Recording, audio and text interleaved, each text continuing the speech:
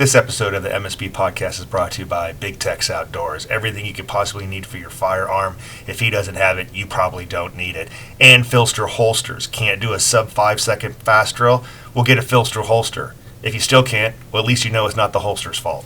And primary and secondary, the definitive source for the armed professional and the responsible citizen. Quit your bitching about all the rules and get better.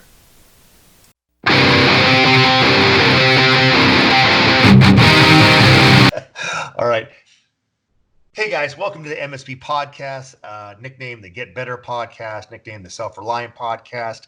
Why do I call it that? It's like, look guys, if you're not getting better, you're getting worse, right? And the Self-Reliant podcast, right? Because especially in these strange times, people are learning very important lessons in being self-reliant, right? Whether it be your workout schedule, figure out how to drill your Jiu-Jitsu or your Muay Thai or your boxing or your CrossFit or your yoga or whatever. You got to be self-reliant, man, because, again, ain't nobody going to help you, right? So, again, super stoked to have my buddy, Donovan Moore of Point One Tactics on the show today. Like I said, like I always said before, guys, like my intros of people suck, right? So I'm going to go ahead and let him do that. The only thing, though, that I'm going to point out, though, is that he's the one and only on this entire earth two-time black belt patch holder, right? It's all downhill from there, though, bro. So anyway, I reached that now. Twice, up the mountain, down the mountain, up the mountain, down the mountain. So that being said, like I tell everybody, tell us about your background, what you do, your company. Get full capitalist if you want to. Do not be modest. Okay. All right. Hit it, brother. So first off, Scott, thanks so much for having me, man. Honor, pleasure.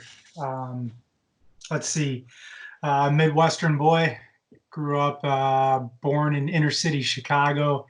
Huge family. We ended up moving out to the burbs. I think the population was like 300 at the time.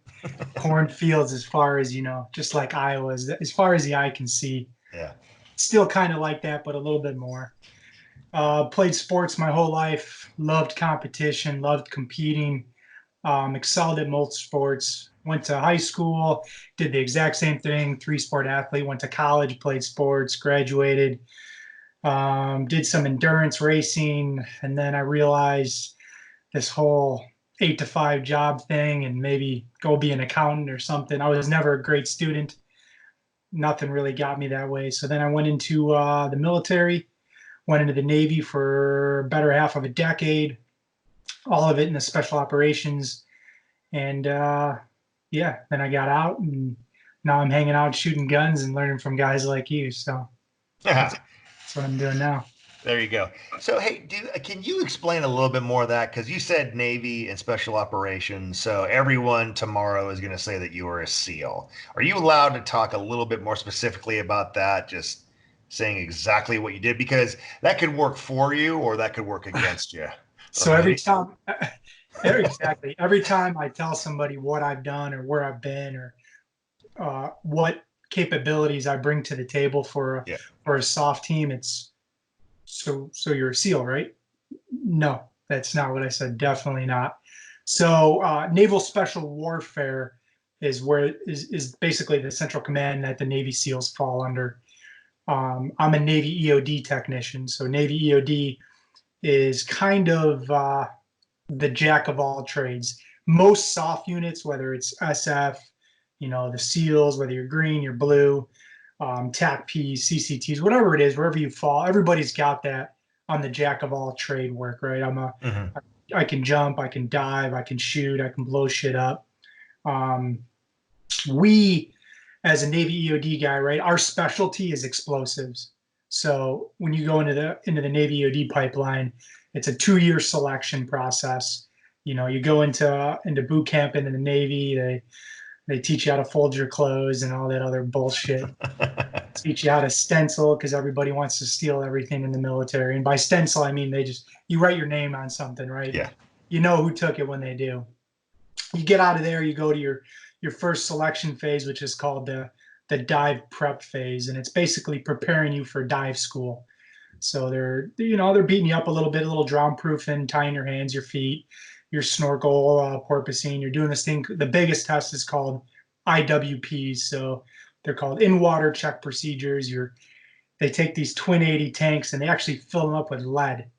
As crazy as it sounds, and it's supposed to mimic, the buoyancy of a full tank jammed up to 3,000 psi. And in no way, shape, or form is it. It's definitely heavier.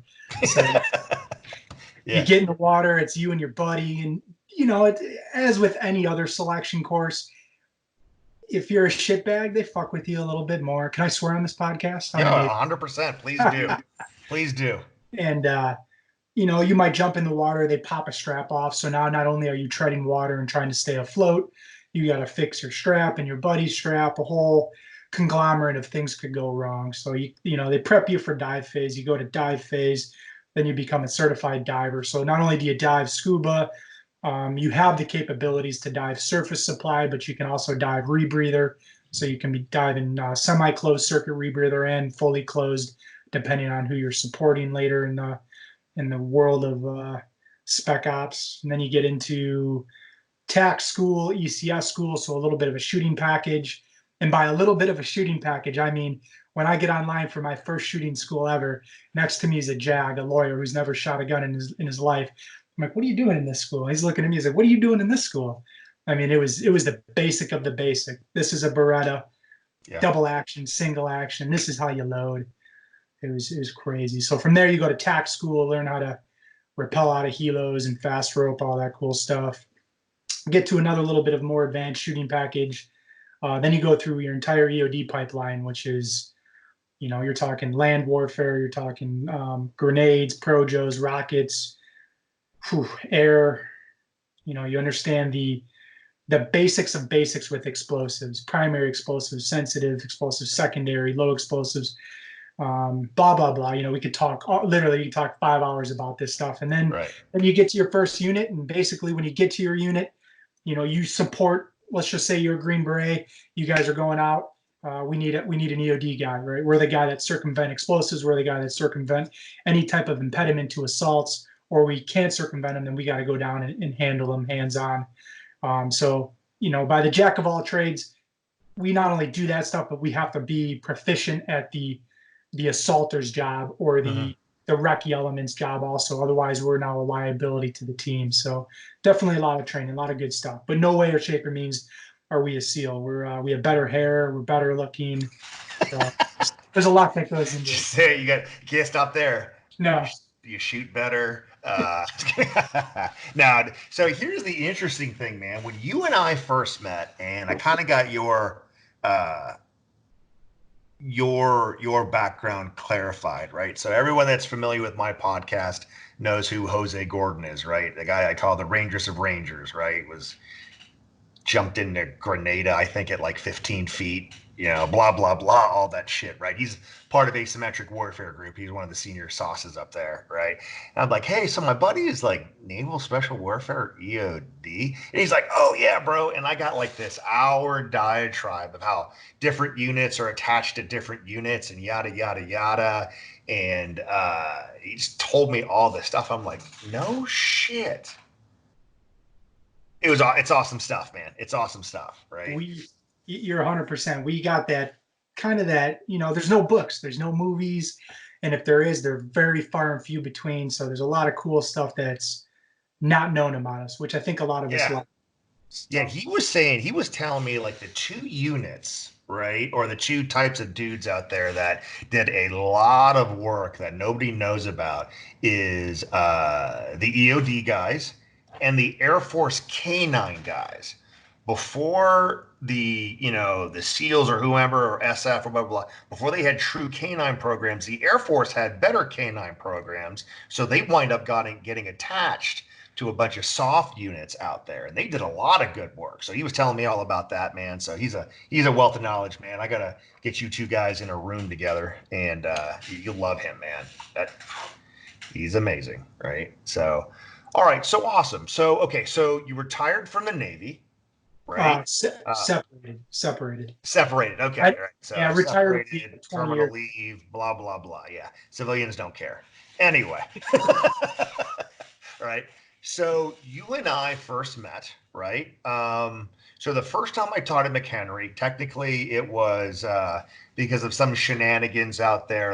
Our buddy Les Martoni had to hop in, and that's how I got introduced to Alpha Range, right? With you and not actually you weren't there the first one, but Les and Herb, the owner, and everything like that. But the second time I got invited, you hopped in, right? And you were kind of, the acting host there, and that's where you and I kind of got to know each other. So the thing that stood out about you was that whenever you get legitimate, what I call, again, the legitimate face shooter crowd, right? And they start putting their toe into, we'll just call it performance shooting, right? There's always like this back and forth. Would I do this in this scenario? Blah, blah, blah, and then most of them hop full bore in and understand how the two can relate. You weren't like that, man. You were like head first. I want to learn how to do all this shit now, right? Mm-hmm. Where did that come from, and why do you think those other dudes had that hesitation of getting to that mindset, right, wrong, or indifferent? Okay, a lot of parts to that question. Yeah. I think that's just something that's been installed in me since I was a child. Um, if I remember being 9 years old on the All-Star baseball team, playing with the 11 and 12-year-olds on the All-Star baseball team. Mm-hmm. I remember going to the batting cages, and all the kids were hitting the medium fast pitch at 45, 50 miles an hour, and I was in the other one trying to hit the fast pitch at 85, 75, 85, and my coach is coming to me and being like, hey, you don't need to do that. And to me, the concept was always, give me more, give me everything, let me dissect myself, let me learn this, let me fall, stumble, pick myself up and continue. So I knew if I could have more, bigger, and better, when I saw it on game day, or if I saw it any other time, it would make it that much easier. And then in the shooting world, I think it translates the same. I don't want it's weird because I teach differently. I teach the crawl, walk, run, but I want, like you said, I want it, not all of it, give it to me, because I know that I can absorb all of it, put it somewhere, whether I write it down, whether I film it, whether I store it, and I can go to it and train it. And when I see a flaw or a weakness, I can address it accordingly. And then I always say, make my weaknesses my strengths. Mm-hmm. So I'm a big proponent on, like you said, just taking everything in, and whether it's 10 miles an hour or 100 miles an hour, depending on what the task is, shooting, are we jumping, are we, are we diving underwater, depending also at the risks that are at hand, I'm going to go ahead and train it as how I see fit. So when you came in, you were the man with the red dot, you were the man with the AIWB. And I knew that I was going to put the work in, and I didn't want you to leave the first time without me having everything. And if you remember, I remember asking you question after question after question. Yep. And then it was like night and day from when I saw you number one till when I saw you the second time. So yeah, definitely. I think it's young age. There are maybe 3 dudes off the top of my head, right, that they were good shooters when I first met them. And then the second time I saw them, it was like, oh, shit, what just happened? I kind of expected it from you because we kept that contact, right? And the questions kept on coming. And you were like, hey, dude, I'm going to blow your standards away the next time you're here. There's no question about it. And I was like, hell yeah, you are. That's awesome, man. Right? Because all I hear all the time, it's like, well, I'll do the best I can. And I'm like, hey, dude, are you here for glory or not? Right? It's like when they shoot the fast drill and they're happy with a pin, right? how many people can you name with a fast drill pin? Zero, because no one will ever remember their name. Right? And it's the same thing. And that was the vibe that I got from you. But so plenty of dudes have your background, though. Do you just think it's from your upbringing? So here's the thing. And I've had so many coaches in my life, and I can't remember who, but those sayings that stick with you, right? I had a coach that said, "Hey, man, if you want 1 through 5, you got to ask for 1 through 10, right? Not only of the people that you are coaching or managing or whatever, but of yourself, right? So if a 1 second draw is where you want to be at, man, you got to train for 1.8. Yeah, I'm sorry, not 1.8, but 0.8, but 0.8. You got to train for 0.8, because then when it counts, 0.1 will be an easy day, and that's always the vibe that I've gotten from you, right? So when you say that you coach the crawl, walk, run, why do you do that as opposed to who you are? 100% safety. Okay. Right. So my background, I've been fortunate enough to train with some of the best in the world, whether it was with, vanilla side EOD, vanilla side SEALs, or if it was with green and blue at the tier 1 level. So I understand capabilities, limitations. I understand implementing certain controls to reduce risk. And when I go and do a civilian class, and I got guys that can proficiently load and make ready, proficiently hit a B8 target at 10 yards. Now let's start to induce some more stuff. Maybe we're doing structures or inside vehicles, and we need to move around and shoot. I'm not going to just stick the average John Doe in a car, expect him to shoot through a windshield and get to the back of a vehicle and start understanding how to stack pillars. He could do it, but if I put another guy with him, how is he going to act with muzzle control, discipline? Is he going to do something stupid? So I'm a huge proponent on let's dry it, let's walk it, let's crawl it, whatever we need to do. So when we are doing it at full speed, my mind is at ease because I know you're going to be that much safer. So I think coming from that aspect, that's why I teach the crawl, walk, run without a doubt. Okay, fair enough. But so some of the best teachers and coaches out there can self-train, Correct. Right? Do you also walk yourself when it's a brand new concept, or do you go full Ricky Bobby? I do not walk myself. And Okay. now it's also like you asking me, right? When I'm telling you, Scott, give me everything you got. Yeah. And you're like, yeah. And I'm like, no, Scott, give me everything you got now. Like, tell me. I've had guys do that to me, and I will 100% give it to them because I can see it in their face. It's like looking in a mirror, right? They're safe. They already possess the background. They possess the knowledge. They just need the fundamentals to make their overall package that much better. So I will totally tailor it. I will entice. I will feed it to whoever need it that way. But for the most part, it's definitely the crawl, walk, run. Okay. Fair enough. And always, because I know you're looking for cues, because there's guys who say they want it all, who do not have the bandwidth for it all, right? I'm sure you're in a car class, right? And they get the seatbelt fine off, but man, they can't keep that door open to save their life. It's like, hey, bro, we need to bring this back down. And it's the simplest of things. They're like, hey, man, I know you want a 1 second draw from appendix, but right now you can't clear your shirt. So let's take a step back. Let's get that automated, and then we go ahead and do the rest. All right. So the main thing, and I'm probably not doing this well. It doesn't matter. It's my podcast. I do what I want, right?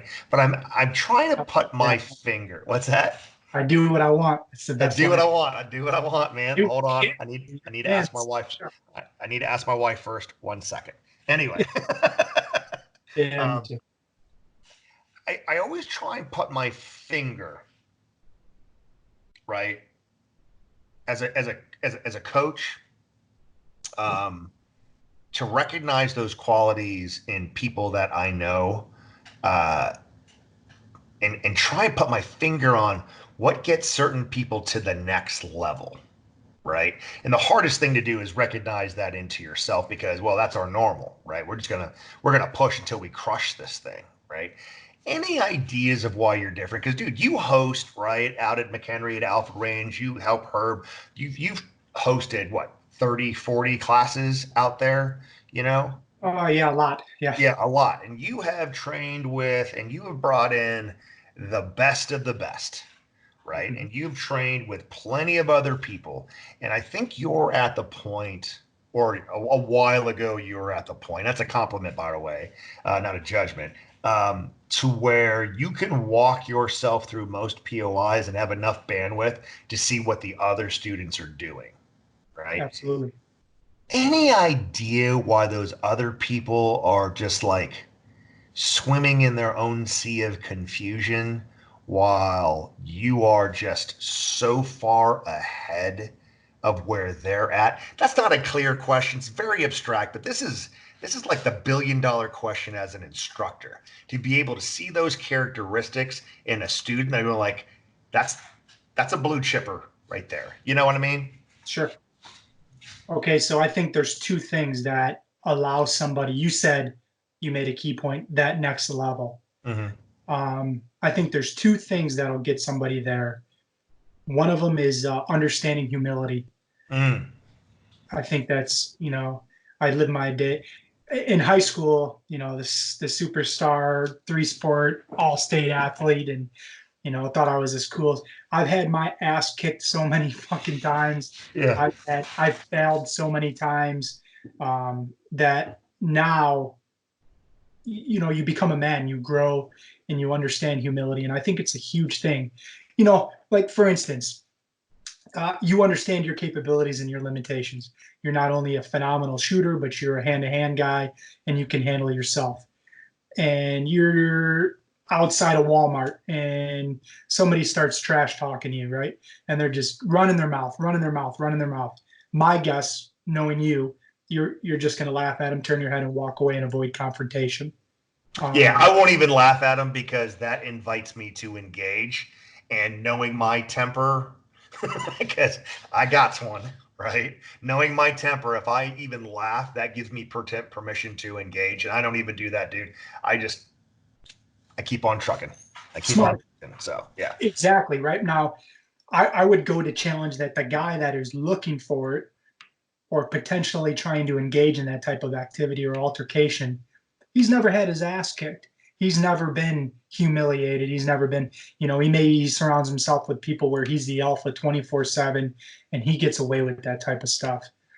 Or he has the odds stacked in his favor, and I don't know what those odds are. That's what I always put in my head, right? Because where's the other three guys exactly? Exactly, because I'm all for beating down a fool. I got no problems with that, right? But the thing I tell myself is, if that little dude is talking trash to my big ass, he has stacked the odds somehow that I'm unaware with. So I'm going to make a strategic thing and just disengage. Sure, 100%. And that also comes with, to me, understanding fear, understanding humility, and once again, knowing your capabilities and limitations. The two things, like to answer your question, not to get too far off track, I really believe understanding humility and understanding failure. It's okay. Yeah. I've failed so many times in my life. I love the quote from Michael Jordan, right? I've succeeded so many times because I've failed, somewhere along those lines. Yep. Or I'm so successful because I've failed so many times. And when you look at somebody in the class, like you said, I've seen it firsthand. The guys are in your course and they put their hands up for the draw, and what do you see? Oh, yeah. And it's like, hey, bro, just take a breath, relax. Yep. Maybe they're not used to that public environment and shooting in front of other people. Maybe they don't want to fumble their draw. It doesn't matter. What does matter is the end result is what they're already thinking about. And they're thinking about, hey, if I screw this up, everybody's going to laugh at me. Scott might yell at me, this and that. And everything else matters because they cannot focus on the task at hand. So I think once somebody gets past that point of, the fear of failure, understanding humility, being humble, I think those are the two easily number 1 and 2, in whatever order you decide to choose. Yeah. What can allow somebody in any type of competitive nature to that next level? That's what I think. And you know what? That's a great point, man. As far as humility goes, and humility has aspects of I know I can fail, and I'm okay with that. Yep. Where a lot of dudes aren't, or even ladies, right, aren't okay with that. They would rather not try than fail. Exactly. Right. Comfortable. Yeah. Yeah. Or not even comfortable, scared. Sure. Scared. You know, going out there and say to a match, and I think that's where a lot of, you know, your duty guys, your sworn LE or your military guys don't want to go out and compete because they don't want it out there that the gynecologist whooped their ass. And delivered their baby the night before. And delivered their name and saw private parts on their wife. I'm sorry, that was inappropriate. Anyway. But sure. But you've got to deal with that.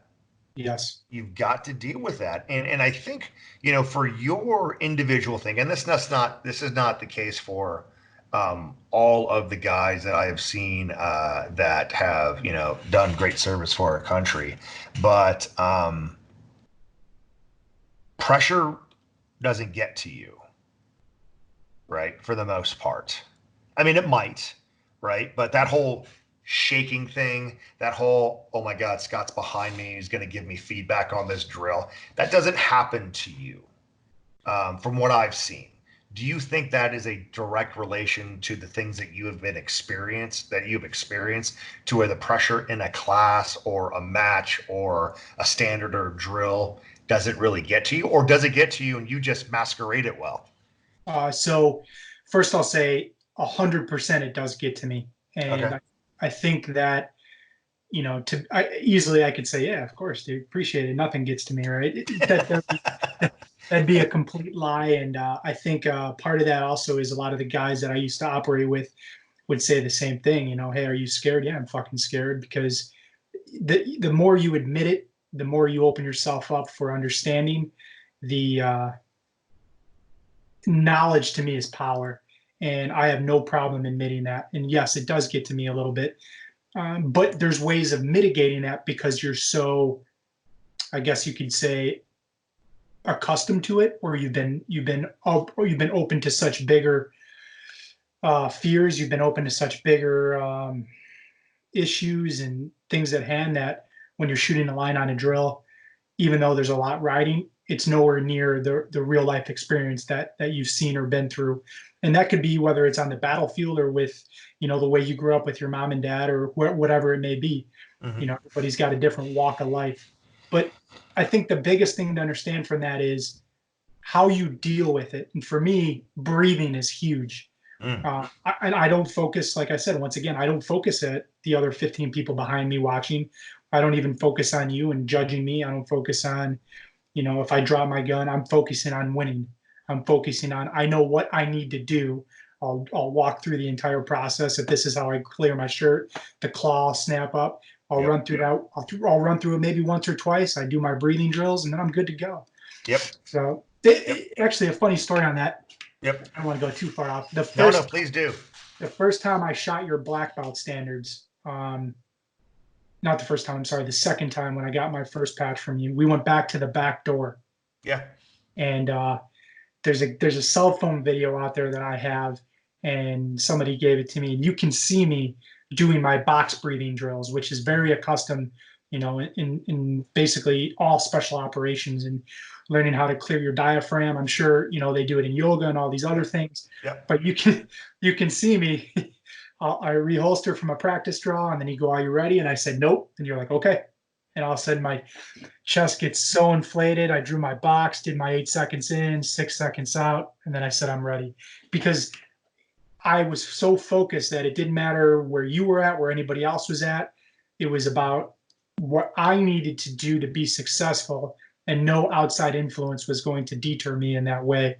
Yeah. So it's just funny, like looking at it from the outside in, it's like, wow, I did everything that I was taught to do, and I was successful at the end. So to me, it works. It was a win. So, but what do we always tell people to focus on? The process. That was your process. yep. You know, I will tell you, man. So at Alpha range, right? It's a 25-yard range from the wall to the berm, right? Actually, it's close, right? I don't want to be too far off, but I think it's like 21 or 22 right to the back. Well, but he's got a whole bunch of stuff there. Sure. Right. So I was like, look, honestly, right? I honestly don't care if you do it at 23 yards or 25 yards. It's not about the distance. It's about the technique. 6 feet doesn't matter. But you were like, oh no, if I get this thing, no one is putting an asterisk next to my name. Right. So we did that thing semi-diagonally to where it was exactly 25 feet. So that thing went from being at about 23-ish with good light, straight shot, to being diagonal in a corner, bad light. It was like I had to like move the shot timer to see the time and everything. So because of, for lack of a better term, bro, because of your honor, right? You went from, you could have made it easy to making it harder than a regular 25-yard shot. You know what I mean? And kudos for you to do for doing that, man. It was a beautiful thing. I get excited because right now there's 5 guys, 6 patches out there. You have 2, and I get excited every single time, man. I don't think I've gotten as excited as the first time. You know what I mean? Because it was amazing, dude. It was amazing. Anyway, so do you think for people that, regular Americans, right? Never served, never LE, yada, yada, just good, red-blooded, want to protect themselves and their family. Do you think those types of training classes with those types of metrics and standards and or competition can help them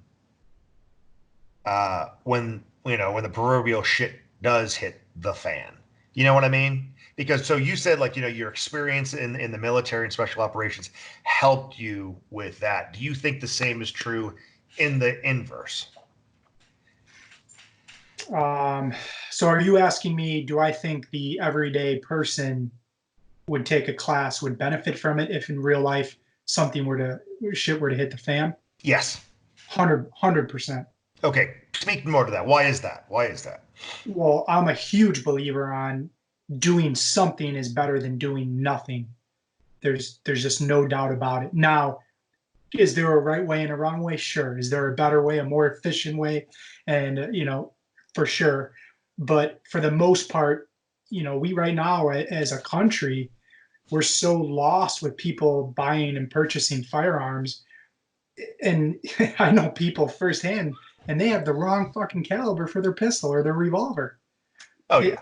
I mean, it's so mind-boggling to me. So I think when they get into these classes, whether it's an advanced, I would call your class an advanced class. I mean, you're ripping the gun out of the holster pretty quickly. It just wouldn't be ideal, I think, for somebody hey, I just bought this gun. Can you teach me how to load it and make it ready? Right. We kind of talked about this a little bit. Yeah. There's other instructors for that. Yeah. There are instructors that are great at building cars. There's other instructors that are good at making fast cars faster. Yes. Well, I can do the other. I just don't want to, because there's plenty of dudes that are way more passionate about that. That's very well said. Yeah.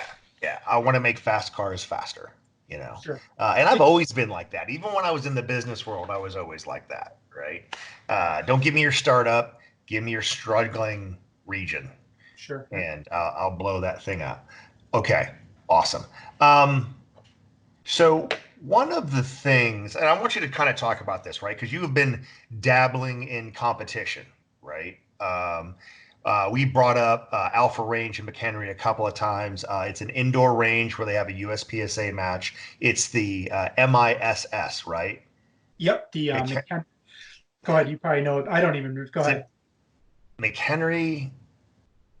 Because actually, technically, it's an IPSC club, right? But they shoot USPSA. It's McHenry, IPSC, Shooting Society. Shooting Society, yeah. Which is funny because the acronym is MISS. Yeah, Anyway, I'm pretty uh, sure Boss has everything to do with that. yeah. So the one time that I shot there, I think there were 5 GMs, 6 masters, a couple A-class guys, and a match with only 30 people, Yeah, right? 20. Yeah, And 27 to 30. yeah, and what a probably the best indoor match I've ever shot, hands down, hands down. Not only because of the competition, because of the stage design and and whatnot, right? So you dabbled in it, right? Never really competed before you got back to McHenry, correct? Yeah, not never really, never did. Period. Never did, period, right? So what was that like for you, right? Getting out of being, barrel chested freedom fighter world, right? And all of a sudden you're starting to shoot your secondary more and seeing these guys just blaze it down, right? And what appealed to you? What were the epiphanies? What were the come to Jesus moments in your head on why you wanted to get better? This is a good one. I could talk a lot about Go this. ahead, dude. Go ahead. Knock it out, man. Because So, in the EOD community, we are not known as the shooters. mhm. However, there's a lot of EOD guys that will outshoot all the assaulters. It's just the way it is. But it's not always a thing. That's not our primary job by any means. So when we get our chance to go to a shooting school, like when I was with 10th group, I got to shoot with Kyle Lamb coming up, and that was kind of what started the fire, kind of seeing the skill set there. But when I got out and I started shooting and teaching, and I thought I was, kind of the bee's knees. I got a decade of experience. I know what I'm doing. Let me teach these guys how to shoot. And then I remember it wasn't even a USPSA match. It was like 4 dudes that are just GMs and M's shooting at the next bay. And I'm like, what is it sounded like just a slaughter fest there. I mean, the Yeah. one of the best firefights ever. So I walk out of the bay. You know how Alpha is. I walk out Yep. of look at the camera, and there's like 3 dudes in there just running and gunning. And I'm like, wow.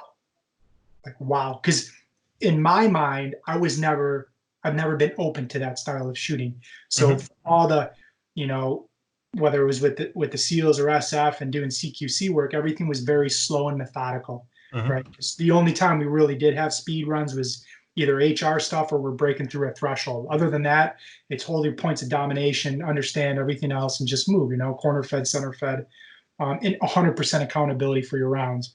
Whereas in USPSA, you're flyer, or you're Delta, you're Delta. It is what it is. Yeah. But Yeah. I was never open to that. So I got to see a flavor of that. And somebody said it best. They're like, when your local neighborhood plumber can outshoot the socks off at any spec ops dude, you got work to do. And that was it. It held all the truth. So Yeah. then there's a lot of other things I see. Like you see it all the time, right? You got the new guy that just got out of the military, whether he's a Green Beret or he's a SEAL, and you watch him load and make ready or shoot, and it's like draw, and he's like, Ah. and you're just like, but I don't throw any hate that way, because that's the way we're trained. That's the way Sure. we're taught to shoot. Sure. I'm not going to name names, but I still hear guys that whether they were tier 1 or not, and what they did, it's verify your work through your sights, see everything, pull the trigger, pin it, see what you need to do, click, reset, ride it. And it's like, no, like, yes, that's what we did. And that's the way it's taught.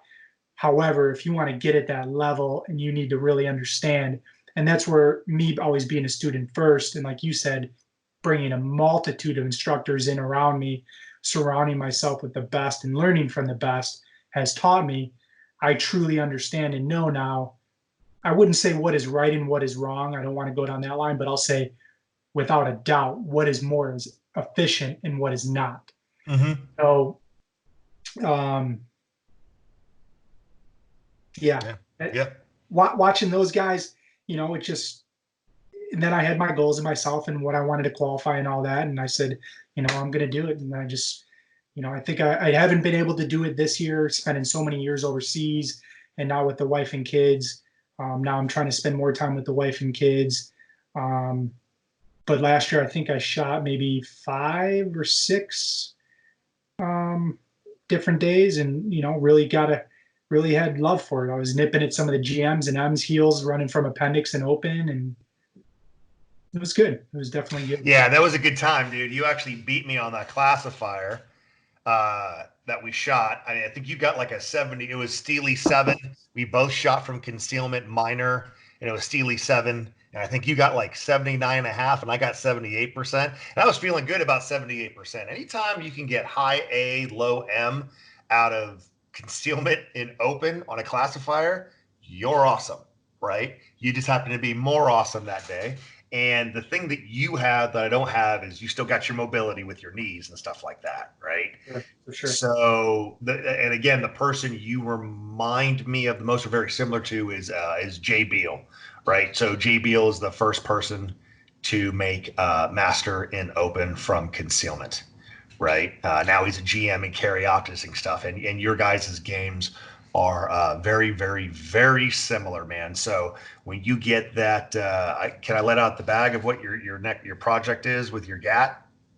Yeah, absolutely. Go. Yeah, I got no, nothing hidden here at all. So you're gonna shoot in open with a comped 40 problem solver M&P, and you're gonna shoot open, and the sky's the limit, man.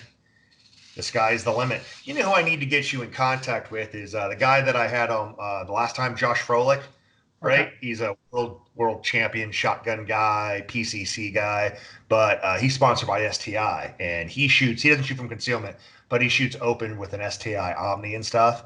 And getting you two guys together from that, because you're both, hyper athletes. I think that will help you along your path to get there, man. It's going to be awesome to watch. So you teach, right? You've been teaching for a while in the civilian world, right? The name of your company is Point One Tactics. What does that mean? Where did that name come from? So actually, nothing crazy special. There's a school that we go through in EOD. Well, there's so many schools we go through, and one of them in the gold standard is Point One, where we're making up HME. It's really, really cool. Guys are making TATP, triacetone triperoxide, HMTD, Armstrong mix. What you do is you make this stuff, you basically understand how sensitive it is, and then you see what it kind of can do as disruptive goes. Because as us, we're combating that in the world. We need to know if we roll up on it in a hut, can we desensitize it right now, or can we not touch it at all? Do we got to drop this house, et cetera, et cetera. But the name of the school was Point One. Okay. I don't know. It just, to me, it screamed tip of the spear, point of excellence. So I had a liking for that, and I knew coming out that I was going to be teaching. I've heard the term solutions, right? I've heard, you're teaching solutions to people's problems and tactical stuff. So I just went with the basic tactics, because at the end of the day, that's what I'm doing. So I like the motto, life-saving skills for everyday applications. So. Yeah, 100%, man. And I've heard nothing but amazing things about your classes. So much so that I can't wait to free up some time where the world isn't on lockdown, so I can take one of your classes. Thank you. Oh, here's the question I wanted to ask you, right? Because we had talked about your pistol shooting in the military, the pen and reset and very slow, methodical, and, yada, yada, yada. When did you discover your God-given gift of sub-16 splits on demand? When I shot a Glock. Okay. What did you shoot in the Navy, SIGs? So my first gun was a Beretta 92 FS. Okay. And here's the funny thing, right? Beretta's, like, people think Beretta's fantastic and they love it and it's great and it's Italian made. Well, let me tell you something about the Berettas in the military. All the internal components are made in China, and they're sent everything. The lock and block is breaking every 100 rounds. It's just garbage. So me getting out, I thought Beretta was garbage until you get a really nice tune-up one, maybe by Langdon or something, right? Right. But they are very, very accurate. So Beretta 92. Then when I was supporting the Frogs, I got a SIG 226. Also used that a little bit when I was with the CRIF guys, a 10th group. And then also with those guys, they have their black side pistols, so we run our Glocks. And then when I got introduced to the striker fired stuff, I was like, wow, no doubt, just same pull every time. This is Yeah. pretty badass. So after shooting that a little bit, you just, I don't know, I just realized splits came now. I think a lot of it came maybe God given, right? Good hand-eye speed coordination. I'm very big with stuff like that and drills, but just kind of came naturally. Well, because you know how I teach, right? Everyone wants to go down that split train and ignore the foundation of the draw. So when I do my demos, and my splits are never less than 18, right? And everyone's amazed that I can do all these build drills or blah blah blah with splits that start with a number 2, right? Sure. And I tell people, which is phenomenal. You can't downplay it when you run a 186 176 build drill and you got 212 1921 like that means your first shot was like a 6-2 and you're like, yeah, it's like wow. Pretty much. That being said, right? That being said, when I see that person, and tactics aside, blah blah blah, right? That person that has the fast draw and can do 0.1415 splits, it's pretty phenomenal to see. But what are your thoughts on that? I always say, like, look, man, sub 1.6 splits on demand. I don't think you can teach that. I think it's God given. What are your thoughts on that? 100% agree. 100% agree. Even, we can go down the line of when gear matters and it only matters when you're at that level. But it's learning to relax this and use the support side much stronger. I think maybe you could figure it out down the road if you stick at it, but to a point, you're right. To a point, it's like the guy that can run a 6-minute mile and the guy that's just not meant to run the 6-minute mile, no matter how much work you put into it. Your body is metamorphic, whatever it may. It's just not meant to do it. Right. So it's funny. Me and Bev were talking about that last night because she reposted your last 3-2 drill, right? I saw that. In the alumni. Yeah. And what was your time on that? Like 165 or something like that? I did 162 and then a 157. Yeah. But you missed one on the 156, right? So she looks at me and she's like, God damn, he's fast. I'm like, yep. She's like, are you that fast? I go, well, my record is a 145, 3-2. St. Michael was smiling at me. The clouds separated, doves were flying around my head. It was right. But if I'm pushing it, I can do a 160, 165 pretty consistently, right? But I don't think I could do it on demand like you do, right? Because you're like, actually, I was telling this to my buddy AJ. You're like Deontay Wilder, right? And I'm like Tyson Fury, right? I got to go all 12 rounds to win this fight. You need one punch, right? Sure. Sometimes Deontay wins, and sometimes Fury wins, right? But who do I want to be? Man, that's a hard question, bro. Sure. That's a hard question, right? But that's the beauty of what we do, right? That whole introspection of, man, do I need to start working on splits? Nah. Or am I that lazy guy that goes, do I need to get a 1-second draw? Nah, I'm good at 1.8. Am I being that guy? I don't know. But we start thinking about it, and it's good to have awesome friends like yourself to where we can have those conversations. You know Absolutely. What I mean? So point one, what do you teach? What's your class makeup look like? Who do you like to teach? And whatever else you want to talk about with the company. I got out. I have a good friend of mine, Steve Drum. He's an AI of mine. He did 27 years in the SEAL teams, every mission.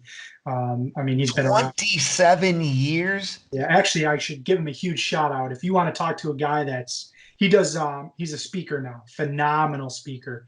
I've had him speak probably 10 times to students in my classes, high, big Fortune 500 companies. And when he talks, I'm like, direct action the whole time? Please tell me he was riding the desk for part of it. So his Twilight tour, he did his last 3 years, but he was 24 years direct action. Dude, he's That's a record. Is that a record? I wouldn't say a record. He's done everything. You got to talk to him. I know he was a lead instructor at Shaw's and CQC, and he did everything. He's a great guy, but he's super humble. You wouldn't know it until you asked him and made him tell you after 2 drinks. Just a great guy. And so me and him kind of trained together.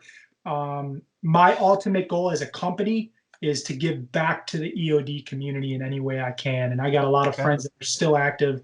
And like I said before, we are not shooters first, but we desperately, direly need the right training in our program.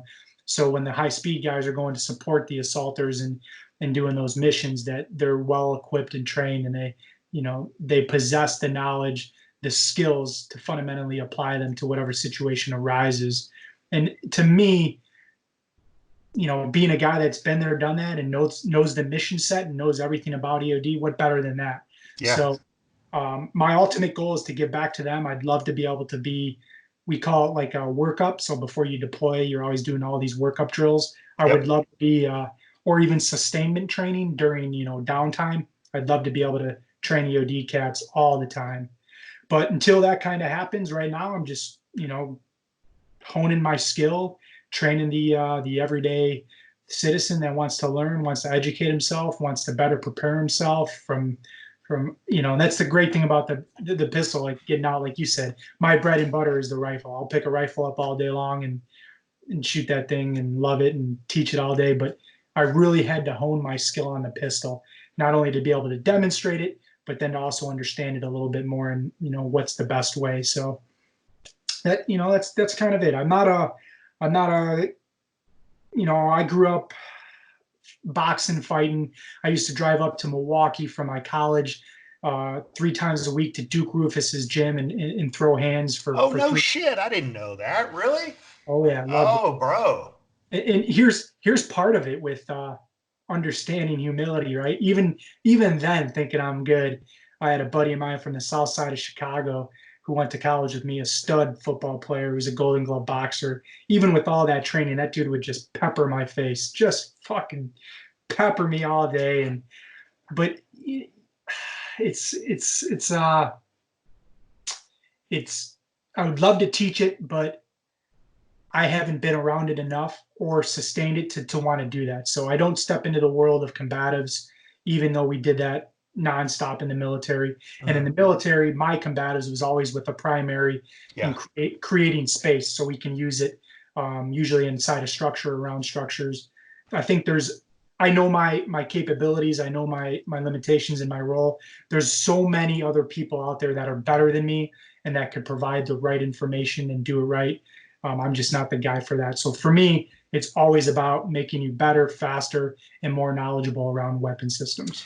And so that's a very important point or discovery in this conversation because,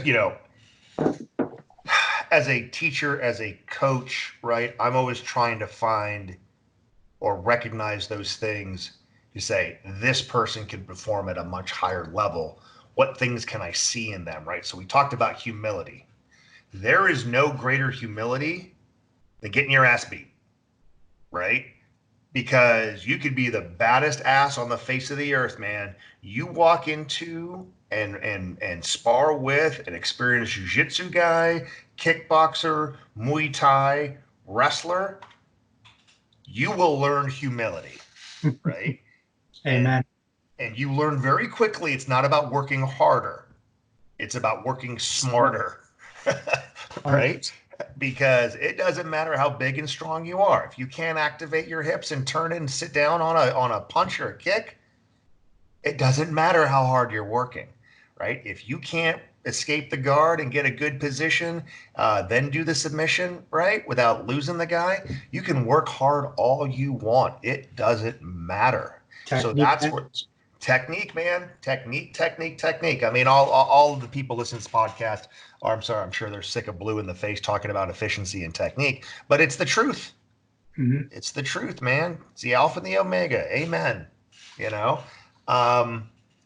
So you're doing the open enrollment stuff, right? So you teach pistol, beginning and advanced, right? Foundation and advanced. Carbine Foundation Advanced. You teach a couple of vehicle classes. So let's talk about your vehicle classes, right?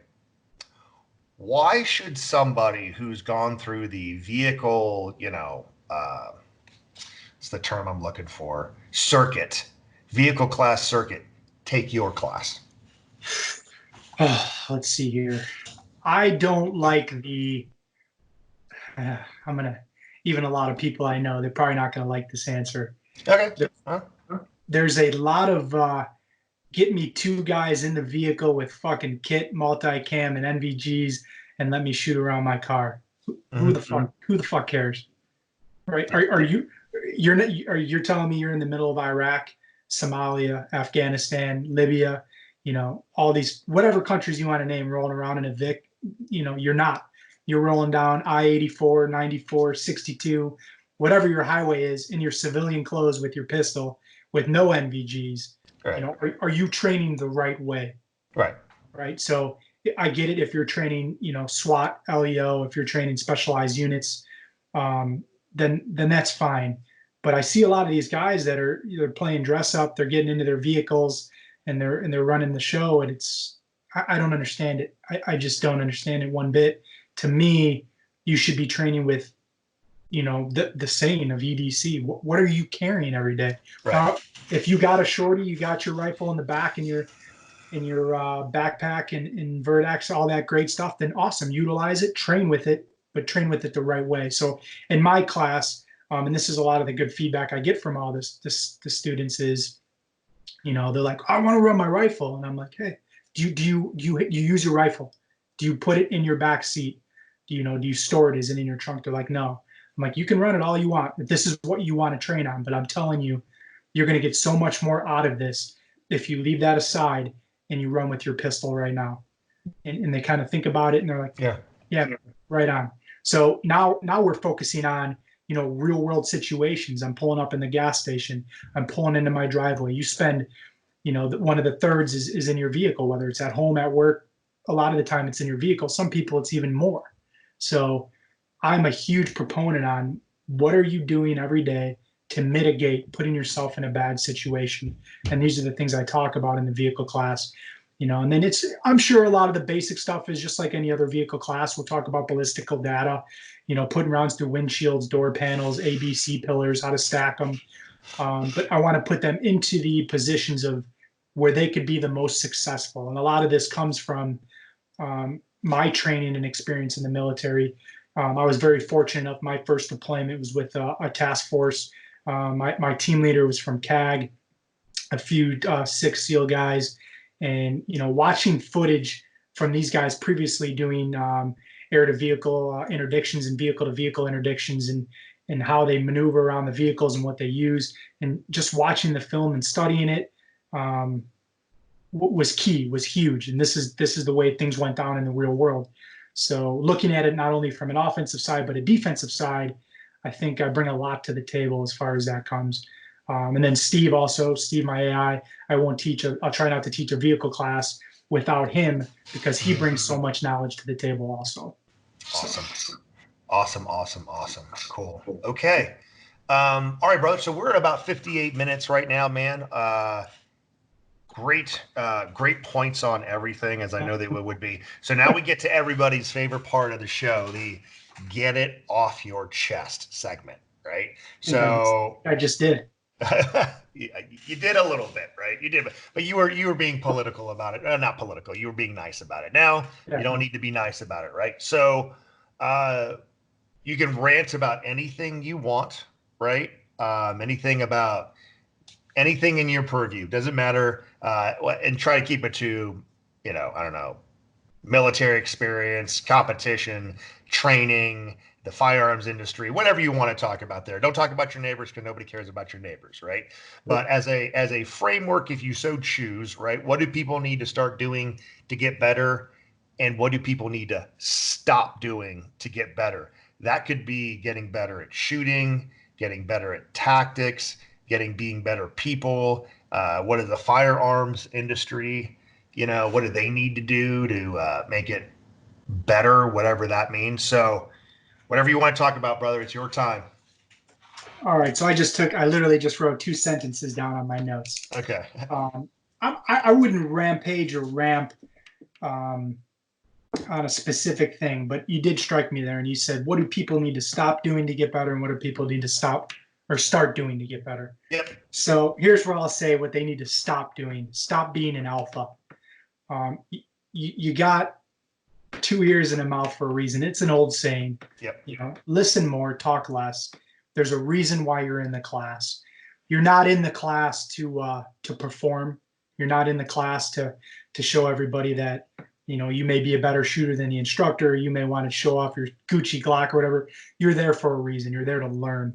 So stop being an alpha. Just fucking listen. When an instructor asks you to do something, humble yourself and try it, because you are not there to perform. Once you have those tools, once you have the knowledge, then go perform, go do it all. So the next time you come back, you can rock the show for sure. I mean, in like this, the next note I said, I already kind of said it was, what do they need to start doing more to get better? Listening more. You're a student first. You should always be, this, even your status, anybody that's, whether you're a Navy SEAL, you're a Green Beret, you got to listen more. There's always information out there that's more relevant. It's constantly changing, and you have to be able to humble yourself and just listen. And you know what? Some of it might be garbage. You throw it to the side, but you may pick out that one thing. So listen more and talk less. No doubt about it. Yeah, talking's fun. I get it. Talking's fun, man. But especially when you're paying money, right? Just ask it. The only time you should be talking, unless it's on a break, is to ask questions. Everything else, you're just listening. Shut your mouth and listen, unless you have a specific question about what's going on, and give it a good college try. Right? I mean, are you honestly going to pay $400 to $700 over 2 days just to get practice and do your own shit? That's hubris, man. Sure. That is hubris, right? And then you wonder why you fail. Let me ask you this. You always ask your students, if I remember, and I don't know if you do this anymore, who wants to try my black belt standards? Do you do that because you want them to be comfortable? Or have you ever said, all right, everybody on the line, we're shooting them, to kind of get it's a test. I probably shouldn't say this because it's no longer a test if I say it. It's a test. Okay. It's a test, right? So, and you know this, and I think my audience, all my former students, like, I don't care if you are, soon to be the grand champ, super grand champ of the world, right? Or if you are a grandmother picking up the dot the first time, everybody gets a ton of attention, sure. Right? Oh, absolutely. But I would be disingenuous if I said I don't give a little bit extra attention to the people who want to get to the next, stratosphere, right? So at beginning of day one, when I say, hey, if you want to shoot it, you can shoot it. Don't worry if not. It's not a test, like you can fail. It's an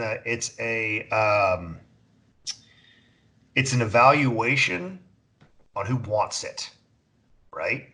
And if you may have gotten what you've gotten, right? At the beginning of the class, I say, hey man, what do you want? Everyone says I want a faster draw. I want to pick up the dot faster. What does that mean? Well, I got a 2-second draw right now. If I can get to 1.5, I'm awesome. I'm good. Money paid for. Mm-hmm. Well, you may get to 1.5. It may have exceeded your expectations, but a 1.5 draw ain't going to cut it for my standards.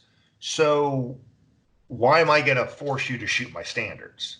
Okay. Right. So maybe a test isn't the right word. Evaluation is the right word, right? Because if you want to step up and you're going to push and you're going to go after drinking from a fire hose all day, right? I don't think more of you than someone who doesn't. But I know I need to give you some more guidance because your goal is the next echelon or whatever I'm trying to say. Does that make sense? Yeah. Does that make sense? Right? Very few times will someone say no, and I said, like, that's bullshit. I called up my buddy Craig, who is a much better shooter than he thinks he is. Mm-hmm. Right. I will put him on a skill level of, you have different groups, right? And you have the higher tier. You have the top, 20%, and the top 20% can hit my standards, right? Whether or not they realize that or not, right? And he is definitely up in that top 20%. And in my Pleasanton class, he said, "Nah, that's okay." And I said, "Incorrect. You're shooting him." Right? Because I think he didn't want to fail. Well, I'll tell you this, and this goes big on me with when I put out my drills on Instagram and my back-to-back. You got to be able to do it on demand now. There's no second tries. There's no, we talked about this the other night. Get an opportunity later with the instructor or whatever it is.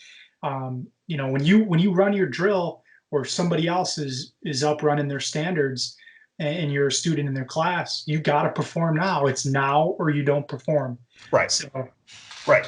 To me, if you can't do it under pressure, you can't do it. Right. And that was huge that's why I think it was a mind thing with me wanting to come back and do it again with you, because it was, did I get lucky? Maybe, but I want to do it again. I want to make sure that I can solidify this and do it on demand if need be, So. Yeah, but bro, if you go back, you saved that target, didn't you? Did you save that target? Not the target. I got the patches. You got the patches. Oh, well, I hope you kept the patches, man. But from what I remember, dude, there was no like, oh, that's a line break. It was all solid. That was my other thing, man. Like, I know guys that have like full on, what I call those jailbait splits less than 16, right? And if they make it, it's like, oof, all right, dude, grease ring. Grease ring touched the line. I'm going to give it to you because technically that counts, right?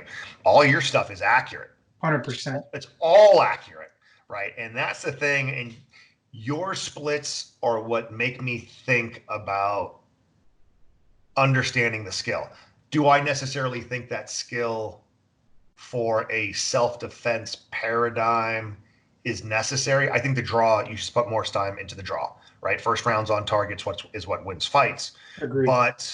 But because your splits are so accurate, and there was no, all right, dude, you're shooting a bill drill. Yeah, that was 8 because you can't stop. Right? There was none of that. Right. There's control in there, which makes me question certain human decision-making paradigms. You know what I mean? Not that they're wrong, not that you're right in that respect, but the question is what keeps us going and training and wanting to learn more, because if tomorrow we found the answer, we found the way for everything, what a boring world this would be. Well, we both know we're both, I think, opportunists, and that will never happen because it can't, because of biomechanics. Right. Exactly. Right. So, okay. Awesome, man. So look, dude, so what's your schedule looking like for your classes, man? Are you on lockdown like everybody else? Do you want to pimp out some classes? What are you doing? Actually, I'm supposed to hook up with your homeboy AJ Zito here in that's right. A couple weeks, but I don't think it's happening because one, hotels aren't happening, so they're not taking, so nobody can kind of come in and fly. My guy Jared Clausen, him and Aaron and a couple guys from Tier 1 were supposed to come down. It's not looking like they can make it either. So I think we may go out there and see AJ and shoot for fun, but my next class for sure is going to be 25-26 in Hillsboro, a private range. A bunch of law enforcement from Indiana is coming across the border. So that's closed, filled up. And then Hillsboro, Indiana? Illinois. Okay, because, bro, there's a ton of Hillsboros in the U.S. Believe me, I know. All right. So Illinois, awesome. Do you do private lessons as well out there at Alpha Range in McHenry? Yeah, I sure do. That was kind of how I actually originally started. It was word of mouth. One guy knew another guy, and then always doing privates. Guys want some sessions, an hour here, 2 hours there, working on some things. I'll definitely make that happen for sure. Outstanding. Those have definitely gone far and few, but I wouldn't say far and few between, but you realize, time is of the essence now when you're really busy and doing so many other things. You try to just kind of make it happen in a class, but definitely doing privates. So. Yep. Good. Outstanding. So cool, guys. Hey, so look, if you guys are digging all the free milk that we're giving out, man, learning how to get better, do me a favor, subscribe, like, hit that bell thing so you know when this cool stuff pops up on my channel. Have you all been noticing that more and more content is like popping every single day? Because I got nothing to do right now. I got a class this weekend with I won't say how many people, but know that we'll all be 6 feet apart. Anyway, it's yeah. Anyway, but if you want to train with me, right, go to modernsamuraiproject.com. Check out the class list there. Before all of this, the worst, most boring apocalypse ever happened, I had 70 classes here. So if I'm not coming near you, it's because you're not looking hard enough, right? Do me a favor, follow me on the rest of social media. Just put in Modern Samurai Project. You'll find it Instagram, YouTube, Facebooks, all that other stuff. Donovan, where are you at, bro? Are you Point One Tactics across the board? Yeah, Point One Tactics on IG, point1tactics.com. You can find my website, all the classes, all that good stuff. So. Hell yeah, man. Awesome. Good stuff, guys. And after everything, right, take it in, internalize it, go out, get practicing, get better to your own applications. And because the whole point of this is be good, stay safe, get training.